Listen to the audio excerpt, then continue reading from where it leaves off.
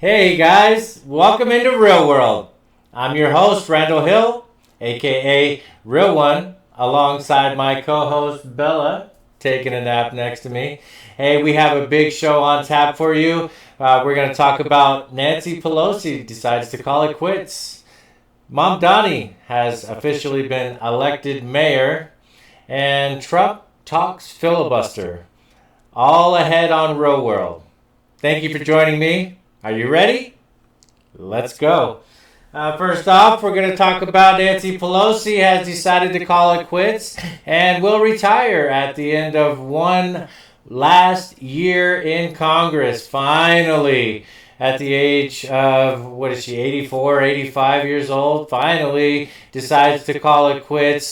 She has not done anything for the country her whole time in office, except for basically be a detriment to society. I'm just going to go ahead and let Trump give his thoughts, and then I think that we can pretty much put a wrap on Nancy Pelosi today. Without further ado, here is the president. Thank you, press. Thank you, press. About Nancy Pelosi? Nancy Pelosi's retirement. I think she's an evil woman. I'm glad she's retiring. I think she did the country a great service by retiring. I think she was a tremendous liability for the country. And on Dick Cheney. I thought she was an evil woman who did a poor job, who cost the country a lot in damages and in reputation. I thought she was terrible. Thank you very much. Thank you, everybody. Thank you, press. Thank you, press. All right, well, what else needs to be said about that? You heard it from the man himself. I echo those thoughts 100%, and I think Bella would agree with me. Pretty much all that needs to be said about Nancy.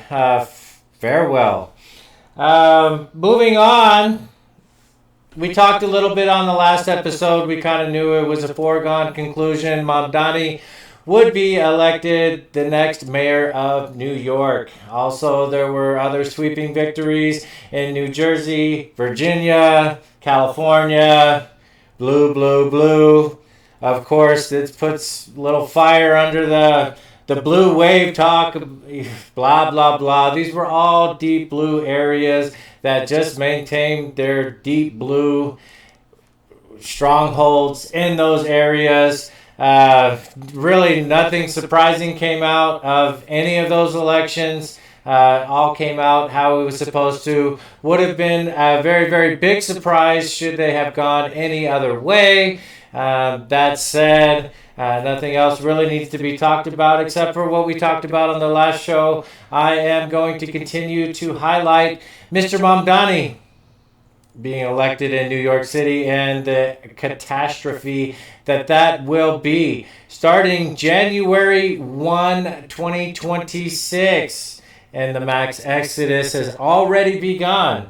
We're hearing all kinds of numbers being thrown around, but they're talking about percentage points of the population of New York City exiting the city as Mamdani prepares to move in. Mamdani has talked about free services, free this, free that, the Communist Socialist agenda. Free this, free that, just elect me as your mayor. And as mayor, he's very limited in anything that he can actually deliver on. Still maintains to be a very confident yet very stupid person. But what was the first thing he did once he was elected? Well, I'll just let you hear it from him himself. Good morning, New York City, and thank you. Last night we made history, and today we begin the work of making a new administration. Welcome to the transition. This is the period over the next few months where we build a city hall that delivers on the promises of our campaign, to make New York City affordable and to make government accountable to the people it serves. As we prepare to govern, we'll start announcing the leaders who will help implement our agenda. People like deputy mayors who oversee entire areas of government, and the commissioners who carry out the critical work of city agencies. These appointments will be driven by excellence, integrity, and a hunger to solve old problems with new solutions. Talking to organizers on the front lines of the fight to improve our city, government veterans with proven track records, policy experts from around the country and the world, and working people who know better than anyone what our neighborhoods deserve. And this will be a period, like the campaign we ran and the city hall to come, defined by transparency. Because New Yorkers deserve a government they can trust. On January 1st, I will be your mayor. New Year's Day and a new era for this city. Oh, and one more thing. Remember how I told you a few months ago to stop sending us money? You can start again. This transition requires staff, research, and an infrastructure that can meet this moment. And it will be made possible by the people who built and believe in this movement. So I hope you'll make a donation at transition2025.com. Now let's get to work. Donate to me. I need money. Everything is going to be free, but I need your money in order to do it. Well, what is it? New York City, the country is praying for you right now, but honestly, you're going to have to sleep in the bed that you made, and it's going to be a nasty, nasty ride through this. I wish him well. I really, really do. Just like with any other Democrat that's elected to office, I want to see them do well because they do well, the country does well, and the people of our country have done well. But the reason that I can't side and I do not and will not vote Democrat again is because they just fail every single time. And this is even worse than your typical Democrat. This is a socialist. This is a communist, immigrant. And speaking of that immigrant nature, I am a firm believer that no office in our land should be held by a foreign-born person who is not a citizen.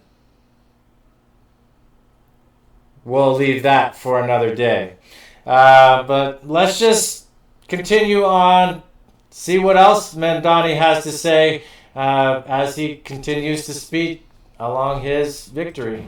And, you know, there were a few months ago where I told supporters across this city to stop donating. And today I am asking them to start once again. And I am asking them to do so because of the fact that a transition that can meet the moment of preparing for January 1st is one that will require staff, it will require research, it will require infrastructure. And those are things that we will have to provide. And I'm excited for the fact that it will be funded by the very people who brought us to this point, the working people who have been left behind by the politics of the city. Yeah, I think we all call bullshit. We've been telling the people of New York, if you've watched any media prior to this election, as soon as he won the primary, we've been telling you guys about what's next to come. And what's the very first thing? Money, money, money, money, money, money to go along with your free stuff. How does free feel? And we haven't even started yet. I found this other clip I want you guys to watch. It's just an interesting clip that I came across, and it kind of describes Mamdani to a T. A lot of individuals in this city pay more than 50% of their income in taxes.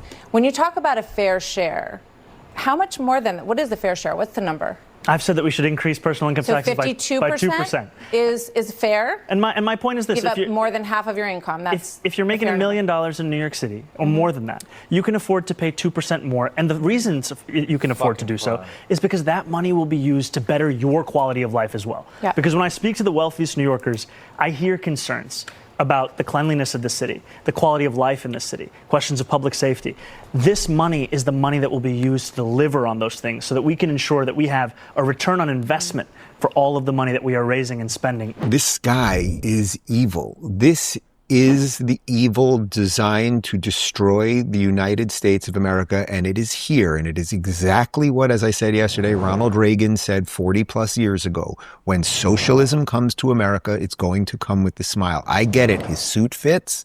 The beard's nice and trim. All of the stuff with his commercials, with the lo-fi music and the soft lighting, like, I get they have created a package here. But what is in that package, so the exterior of the package, the wrapping looks pretty good, right? And it all sounds right, everything he says. But as everything goes with progressives, once you open up that package, I always talk about the thin veneer and what's underneath is very nasty. When you open up this beautiful communist package he's trying to give you, what you are going to find inside is a hot, steaming pile of shit. Couldn't have said it better myself. Welcome to socialism. Welcome to communism. I mean, New York City was already a big heaping pile of dog shit already, but you're about to see that pile get so much bigger and so much. I mean, he just talks about wealthy people like they're just going to be in abundance and they're not going to leave the city. Like, you know, they're just going to be able to implement this socialism utopia and everything is just going to be all fine and well. Well, let's see what else he has to say. As I found another clip of him talking, and let's see how he's going to treat said rich people that he plans to enrich their lives with their increase in tax. On day one, we will expand the city's special enforcement programs, doubling fines for hazardous violations and tripling them for conditions that are immediately dangerous. And when a really bad landlord, like this guy, refuses to fix the city's going to step in, make the repairs, and send them the bill. Okay, watch next. If that doesn't work, the city's taking over the building, putting the worst landlords out of business. He says, we're going to take over the building. So it's theirs. It's the city's. So you mean like seize the means of production, That's like exactly communists? Wait a minute. So he's saying the quiet part out loud. Yes. And people voted for it. That's right. Starting on day. Yeah, he's not even hiding it. Not even hiding it. So the wealthy person that owns said building gets said building taken from them. They probably own several other buildings within the state, within the city. You think they're just going to stick around for this bullshit? No. They're going to leave. They already have started leaving. What is fucking wrong with people? We needed to deny socialism. We absolutely need to deny these Muslim takeovers. We're starting to see it all around the country. It started in Dearborn. We've got another Mecca going on in Texas. We've got some things going on in Seattle. And all over the country, we're starting to see these little pop-ups of the Muslims trying to take over. I warned you in my very, very first episode that they were going to try to do this shit. And look at where we are now. And NYC, the biggest city in the country, has elected a communist Muslim to be their mayor. 24 years after Muslims knocked down the World Trade Centers. I can't believe we're at this stage. All right, I need to calm down, guys. This is just so ridiculous that our country has come to this, and we really, really, really need to put a stop to it. I am glad Trump is our president, and with that said, you know, I want to move on to our next segment here. Actually, you know what? I'm not done with Mamdani. Let's go to his victory speech, and I want to show you some things that he had to say whenever he was accepting the nomination. After all, if anyone can show a nation betrayed by Donald Trump how to defeat him, it is the city that gave rise to him.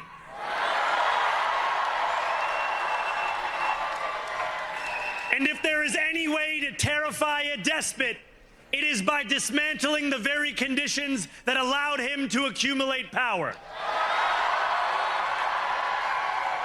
This is not only how we stop Trump, it's how we stop the next one. How we stop the next Trump. How we stop success.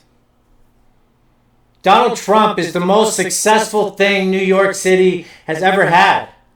And when he was there, New York City was thriving. Since Donald Trump left, New York City really has nothing to show for itself. Oh, sure, it's a huge city. There's Broadway, there's the Exchange, blah, blah, blah. I'm talking about as far as the city and acquiring wealth. He was keeping them in check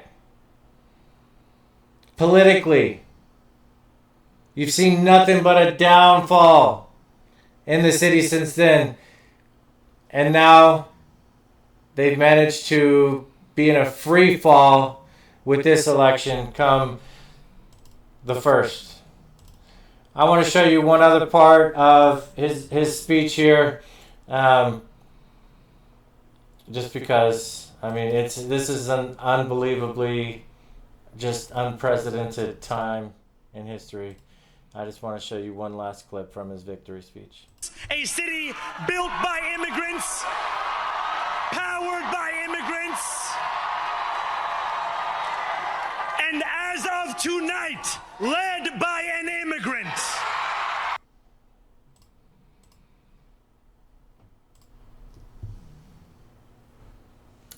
I'll just leave that thought in your head. Following the elections, Donald Trump had a meeting with senators at a breakfast meeting. Most of the meeting took place behind doors, but he did make about a 20-minute speech prior to closing it to the press, where he wanted to address the senators. Really interesting speech. I took out a couple of clips that I want you guys to watch because, I mean, he is so right with what he has to say. I'm just going to go ahead and kind of go right on into it. This is Donald Trump at the breakfast meeting following the elections. This is with the government still shut down. This was 3 days ago. Excuse me, 5 days ago. There'll be no legislation passed for 3.25. We have 3.25 years, so that's a long time. But when they can't do an extension, and John, I think they've done an extension every single time they've ever been asked forever. This is the first time they haven't done an extension. Extensions are supposed to be easy, but if they won't do an extension, they won't do any bill, even a simple bill. And we should do our own bills. We should get out. We should do our own bills. We should open up. We should start tonight with the country's open. Congratulations. Then we should pass voter ID. We should pass no mail-in voting. We should pass all the things that we want to pass, make our elections secure and safe, because California is a disaster. Many of the states are disasters. But can you imagine when they vote almost unanimously against voter ID? All we want is voter ID. You go to a grocery store, you have to give ID. You go to a gas station, you give ID. But for voting, they want no voter ID. It's only for one reason, because they cheat. We would pass that in 15 minutes. If you don't get it, you'll never pass that. You'll never talk about mail-in ballots. Mail-in ballots make it automatically corrupt. If you have mail-in ballots, automatically it's correct. Even Jimmy Carter, they had the Carter Commission after he got out of office, and he had a group of very distinguished people, Democrats and Republicans, and they passed, they recommended things take place. It was a long time ago. And they said about mail-in ballots, if there is mail-in ballots, there will definitely be corruption, because... Yep. 100%. They know that. And that is exactly why we saw that with Trump 1.0. And that's how they got him out of office, because they knew that that was the only way that they were going to get him out of office. The only way that we got him back into office was because we made it too big to rig. If you actually take a look at the numbers, Trump received the most amount of votes that a sitting president has ever received in the history of the country and the election. The only, the only candidate to receive more votes was Joe Biden and that said same election, which we all know was crap and was all tied to election fraud. I point you to a Dinesh D'Souza movie, 2,000 Mules. If you have not seen it, very good watch. Highly recommend. Shows without a doubt the cheat and corruption. And I mean, we've talked about it for centuries about dead people voting and so on and so forth, with the way Democrats lie, cheat, and steal from all of us. And it's just, I just can't believe that this is the hole that we're going down as a country. The Constitution was created to prevent Democrats, people like Democrats, from taking over our society and ruining it. And somehow still they've been able to infiltrate it.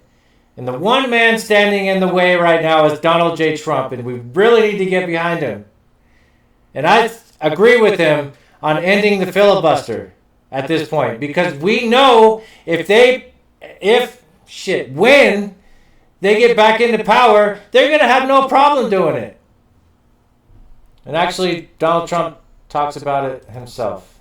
So let's hear it directly from him.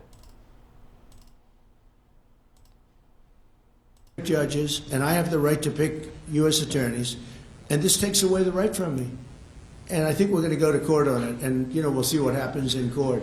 But it gives the president, it takes away the right of the president to pick people to serve on the court and to serve as U.S. attorneys, which is very important. But the biggest thing is the filibuster. We have to get the country going. We will pass legislation at levels you've never seen before, and it'll be impossible to beat us. By the way, if they do, they're going to do it anyway, and they are going to immediately do the filibuster. And when they do the filibuster, they're going to pack the court. They want at least five justices. Now I hear it's up to 5. I actually heard up to 7 and up to 9, okay? They want new judges. They want to pack the court, and they will do it in the first day, maybe the week.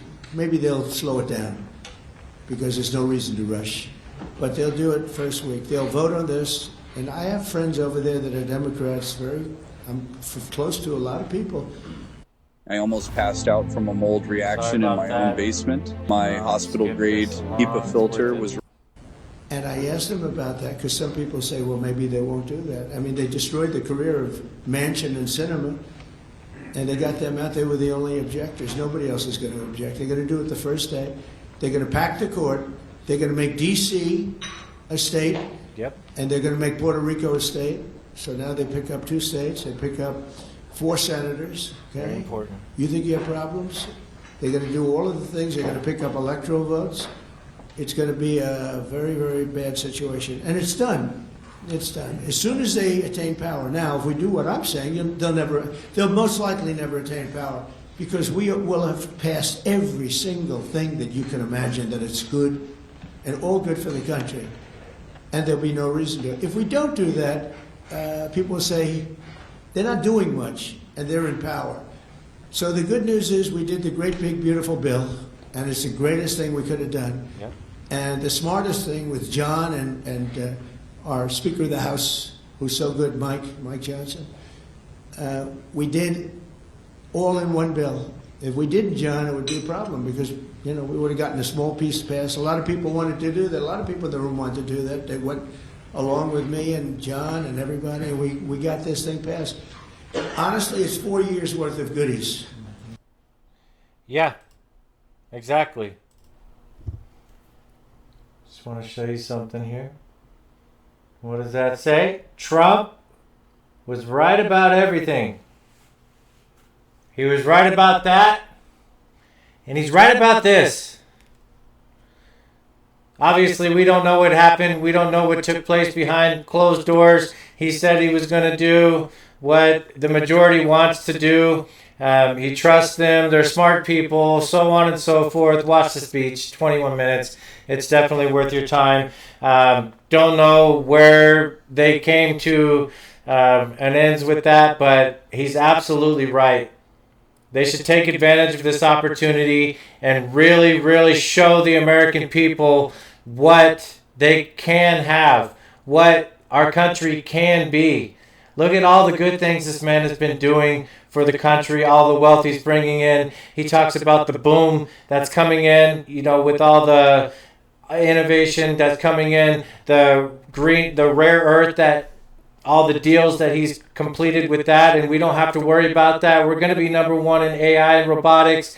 We're going to be number one in manufacturing. We've got all these companies coming back in. They're already building plants ready for the boom of America. But we also need to get a lot of stuff still passed through Congress. He needs to be able to do his thing with tariffs. The way he's been using tariffs is just genius. And he's been doing a fantastic job just with all of it. And we really need to follow this man and let him save our country. It's the only reason he's even jeopardizing his billionaire lifestyle. I mean, dude is almost 80 years old. And for the past 10 years, he's been dealing with this. He could have just been on the beach with his supermodel wife, not a worry in the world.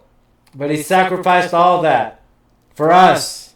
It's the least we can do is to get his agenda through. And right now we can bypass the Democrats because that's the only way we're going to be able to do it. Yeah, I know. Government's going to reopen. Looks like we got a deal done, blah, blah, blah. But that does not mean that they're still not going to obstruct us. We've got these dumbass federal judges who keep overstepping their bounds and really thinking they have power that they don't really have. And the rest of the Democrats in Congress and these Democrat senators are all trying to impede on what the people voted for in our democracy. Talk about a threat to democracy. Whenever the people vote for something, we should be able to get it. We voted for this president. He should be able to get his nominees through. He should be able to get his agenda through. If it doesn't work, then you know what? The Democrats will have an easy path to victory. But they know, which is why they had to get him out the first time. And they know this time he's not even playing around. First time, he actually was letting him slide. This time, the gloves are off, and they know it. But they're still stopping it, and the Republicans aren't doing a thing to stop it. Just want to play one last clip for you from his speech there, and I just think it's worth a listen. So here we go. Terminate the filibuster. And it's possible you're not going to do that. And I'm going to go by your wishes. You're very smart people. We're good friends.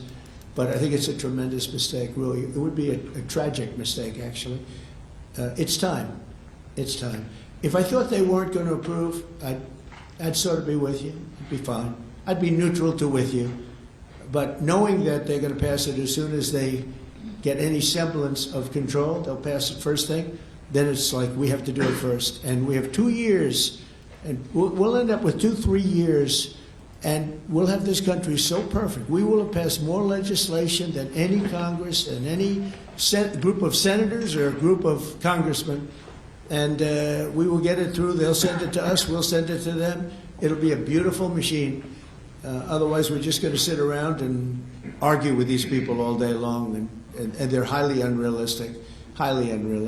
Many of them are radical left subversives, frankly. So I want to thank everybody.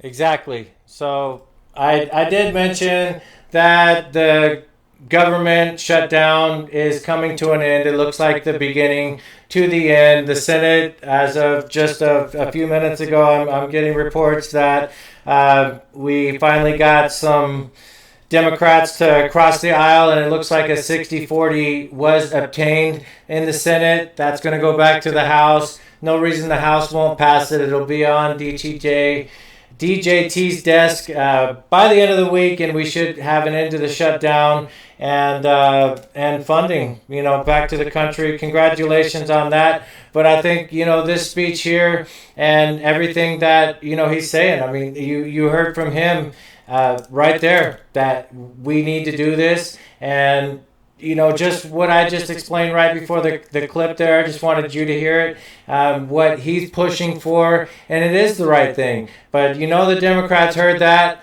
They decided okay, let's stop this. Let's not make that happen, so that way we can still do that whenever we get power, and we know that that's still the plan. So, yeah, I know.